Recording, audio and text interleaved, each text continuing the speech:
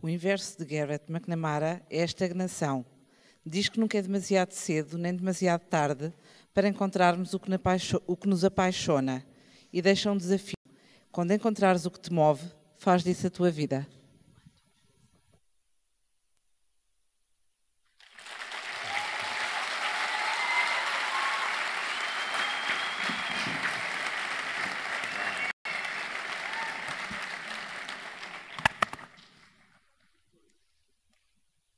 First, I'd like to say that I'm very honored and proud to be here speaking with all of you.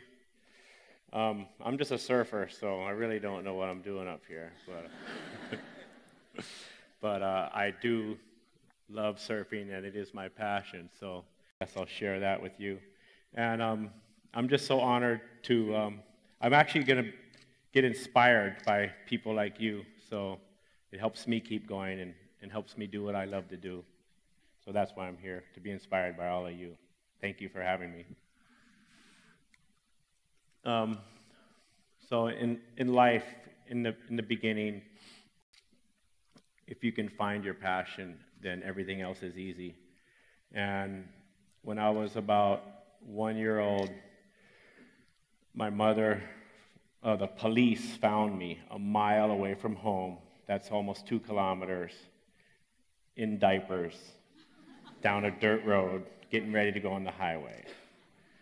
So they brought me to the station, called where my mother was working, and said, "Are you guys missing a baby over there?" And she's like looking around. Oh my God, oh my God. Actually, they asked if it was a girl. Are you missing a girl? So I had some long hair.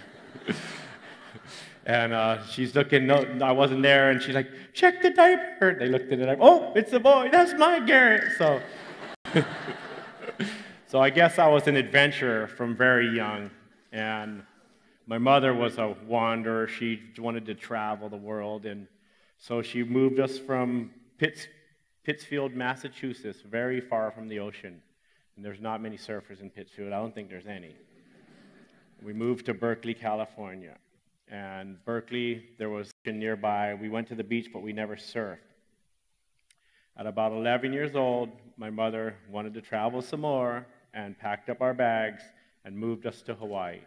When we got to Hawaii, I really didn't want to go. We had a great neighborhood in Berkeley. We had all our friends. We skateboarded every day, and skateboarding was our passion, and that's what we loved to do. And she took us to Hawaii. We were literally kicking and screaming, "No, we don't want to go to Hawaii." And everybody in the world, that's their dream, to go to Hawaii, but you didn't want nothing to do with it. So we get to Hawaii, and instantly we make friends with this guy, and he takes us surfing. And that was it. I fell in love. That was my new passion. And we lived with our mother, who was on government assistance, so we were very poor. We didn't have what we wanted, but she did provide what we needed, and she bought us a really old giant surfboard that took 2 of us to carry it to the beach, and I was surfing that board happy, seeing all these other guys ripping and going, "I wish I was like them, I wish I had boards like them." So I took that big surfboard, and I brought it into my bedroom, and I put it on the rack, and I cut the middle out with a big saw, and I cut the other side out, and I put it back together in my bedroom. And all of a sudden, I had a shortboard, so I was on my way to ripping, yeah. And it still wasn't any good, but I loved it. That's all I wanted to do, was consumed by surfing. I was fortunate to it was a fluke. I became a professional surfer at 17. When I was getting ready to graduate, I really didn't know what I was going to do. I was really scared. I was, like a lot of you now with the crisis, if you're graduating or just in life, there's fear, and you're afraid of what's next. I didn't want to go out. I didn't want to leave school. I wanted to stay in here, but then I ended up in the Triple Crown of surfing, where I did really well, and if you win money in a competition back then, you're automatically a professional surfer. So I was like, wow, I'm a pro surfer, all right, I can be a pro surfer. And I studied as hard as I could, got out of high school, and was a pro surfer. I didn't really take it serious. I didn't really take it serious. I just surfed and got a few photos for my sponsors and had fun. And at about 30 years old, my career was ending. I was done. I wasn't getting paid to surf, and it was over. So I opened a store. I was in my store, driving from my house to my store every day, passing these perfect waves, and it's sunny, and it's beautiful and warm, and I'm driving to work. And like a lot of people these days, they go to work, and they're not happy going to work, and I wasn't happy. And that's when I figured, I got to find my niche. How can I keep surfing? My niche was big waves. I love big waves, and big waves was my niche. I felt comfortable in big waves. I felt like I belonged in big waves, and I love waves. So some people in surfing might not like big waves. Maybe they shape surfboards. That's their niche. Or maybe some of you want to be photographers. That could be your niche in the surfing world. Or like Jack Johnson, he plays music. That's his niche in the surf. So all of us have a special talent, something that we can do better than everybody else. And with your special talents, as long as you're making a difference, giving in other people's lives, giving back in one way or another, the best thing that I find, the most rewarding, is when I'm making somebody else happy. It's priceless. You feel so good when somebody gets a smile on their face when you've done something for them. Work with in all over Hawaii, California, New York. We work with an organization called Surfers Healing, and we take autistic children surfing. Their families come to the beach with their children, and they'll never dream of their child surfing. And we take their child out, and they catch with us, and the parents are crying, we're crying, everybody's crying. There's so much emotion, so much happiness, and it's the best feeling in the world. It's how I really give back in the States, and it really recharges my batteries. Every time before I come to Portugal, I make sure I do one Surfers Healing just to get recharged and just feel so good about doing something for others, and it's about giving back. Here in Portugal, I really like working with the children and the youth because they're the future, and I'm glad to be talking here because I don't see too many kids out there, but there's some children out there. So once you got your niche and you know what all of us have a special talent that we can do better than everybody else, something that we are meant to do, our life purpose. Once you have that, you have to make a plan. Write it down, what your passion is, what your niche is, and then you make a map of everything that you feel you need to do to make that your life.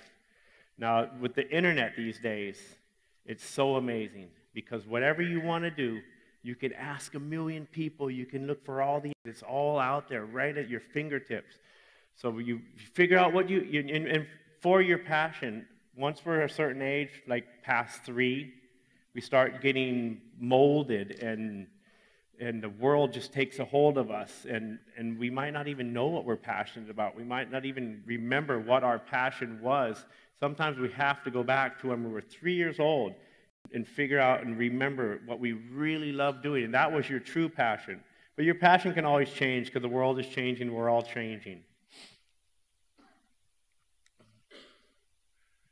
One of the most important things is partners. And I actually just started reading the other day, believe it or not. That's a joke. Come on, I just started reading. I was reading The Richest Man Who Ever Lived. And one of the key points in that book is if you have to go through 99 different working relationships, 99 different partners to get one good one, do it. Go through all of those partners and make sure you just go through them and work with the good ones. But the good ones, you got to make sure you attach with people that have really good energy, that know everything is possible, and that you feel good working with, that you have a good connection with. And one of the most important things for us as we get older is making sure we have a good partner, a good life partner. My wife, Nicole, she's the reason I'm up here. I got something to share with you guys that you'll get a message, but I hope I'm doing all right. But yeah, she is my everything. And without my wife, I wouldn't accomplish anything. And then Pitbull there, he's our man in Nazareth. He's like our best friend and number one go-to guy. Without him, we probably wouldn't come back and have such a good time every year. Partners are essential to your success.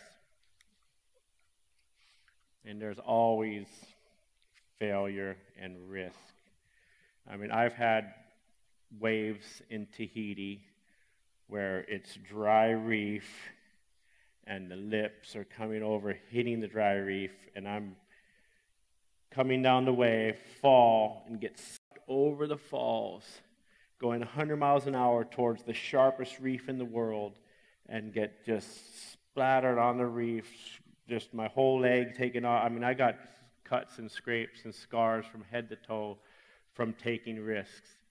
And if I didn't go back out again, I would have never succeeded. Like in Nazareth, in 2011, the day before the world record wave, we went over the falls with a jet ski at the end of the day, and I did not want to surf the next day. I was not going to surf. And again, we're partners coming. My friends came to my apartment, said, "Garret, wake up, there's good waves." I'm like, "No, I want to sleep." They're like, "Come on, you got to come out." And I'm like, "No, man, leave me alone." And so they were, "Come on." So I went out, and I go, "I'll just drive you guys." And I'm driving, having fun, but didn't want to surf. And then they're like, "Come on, Garret, surf, surf." And I get on the rope, and there came that world record wave out of nowhere. So it took a risk, failed, went over the falls the day before, and went right back out. And if I didn't, I wouldn't have got that world record wave. It would have never happened. So take risks, fail, but learn from your mistakes. And never, you can do them again, but work on never doing the same mistake twice. There's the Tahiti wave. See, right over here is dry reef, and the whole ocean sucking off. It's like a waterfall. And that's me behind. I've decided to try and rollerblade. But that one I didn't even get scratched, luckily. That was last year. And yeah, fear. That's a challenging one. We all have fears, and you might have fear, everything with the economy, with your day-to-day life. Fear is created. We make fear with our minds. When we think about the future, or when we think about the past, that's the only time there is fear. If you're in the moment and enjoying the moment, or just dealing with it, you will never have fear. But once you think about what could happen or what did happen, that's when fear enters your mind. And it's really the only way that I stay away from fear is staying in the moment, staying present, focusing on the moment. God, that's a bad memory right there. So really just focus on staying in the moment and don't let fear enter your mind. And for life, my mission in life is to do what I love to do. So I found my passion, surfing. I followed my passion. I wrote my map. And I made my passion my life, surfing. All of us can do it. All of us can do what we love to do for life. We just have to figure out what we love and make that our goal and make that our life. And I'd really just like to thank you all for having me. And the only reason I am here in Portugal is because the people of Portugal invited me here. You all are part of my invitation because I was invited by Nazareth Qualifica, who's part of the government of Portugal. You guys put whoever's in the offices. So you're all part of the process. So I'd just like to thank you all for inviting me into your country, and thank you all for letting me come speak with you, and Viva Portugal!